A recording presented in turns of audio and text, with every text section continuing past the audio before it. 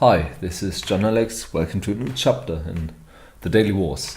Today and for the next 4 days we're going to be playing with Spiral Tide because that won the vote last time. And there really isn't much to say about the deck. I don't think it's extremely straightforward. You have 12 basic islands, 6 fetch lands for the mana base, 12 good 1 mana cantrips because drawing cards, hitting land drops, finding combo pieces, that's good. And you have the mana engine, which is 4 copies of High Tide, 3 turnabouts and 3 candelabras. The 4th turnabout is in the sideboard because you have the combo package, which includes tutoring in the form of Merchant Scroll and Cunning Wish, and Wish getting turnabout can sometimes be pretty good. Intuition also gets all of these cards. And then you have the namesake, Time Spiral, which is kind of random, but most of the time you do end up winning after casting Time Spiral. However, if you do cast Time Spiral and don't find a winning hand, you usually lose because your opponent will be ahead, because your opponent plays cards to the board and you don't, and then they get to draw 7 new cards. And if you don't win after the Time Spiral, that usually means that you don't really have business, and your opponent most likely will have a board at that time and you will die. Meditate is not the greatest card, but sometimes you need it. Or rather, sometimes you need extra card draw, and Meditate does help out there. Could potentially be another Intuition, but really, I did not build this deck. This deck was built by Markus Ewald or Truckers on Magic Online, and he also kindly shipped me all the cards I was missing, which I'm extremely grateful for. To be fair, he also pushed for the deck being featured on the vote, so he was in a way acting in his own self-interest, but I think we're all better for it.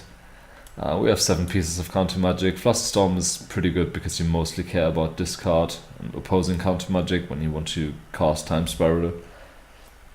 Then you have sideboard, which is split into 2 categories, one of which is split further. The first is the 6 permanents, which you actually do bring in.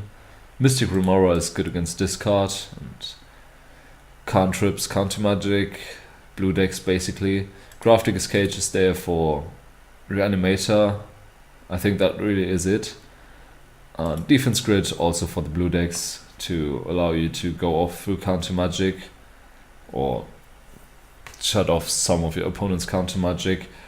The great thing about Defense Grid is that it's an artifact and therefore it doesn't get hit by Flusterstorms, for example. It's pretty easy to play through days.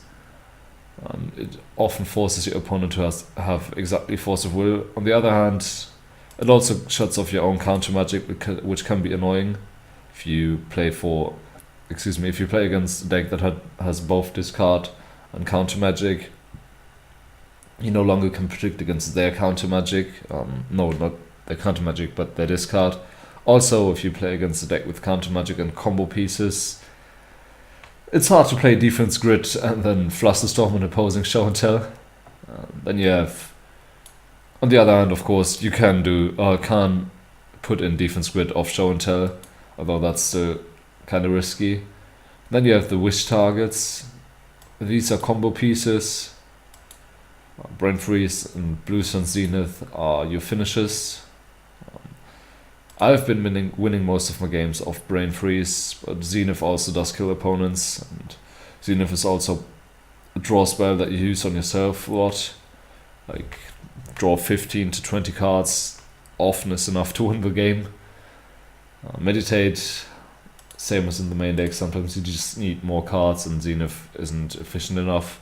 Turnabout, honestly, I don't think I have ever Cunning Wished for, but I only played 2 leagues with the deck so far.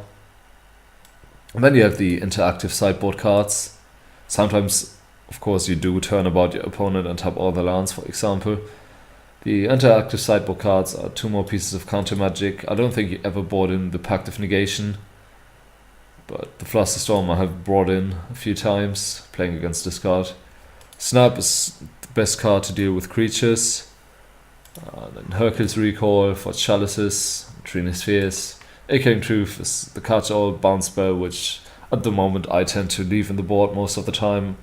If I play against a deck where I want both of these, or where my opponent has both creature and artifact hate, I tend to board both of these because I have more Merchant Scrolls than I have Cunning Wishes, and also drawing more of these bounce spells I think is better.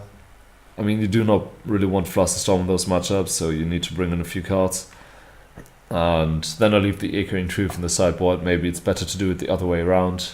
But yeah, I have not played this deck too much.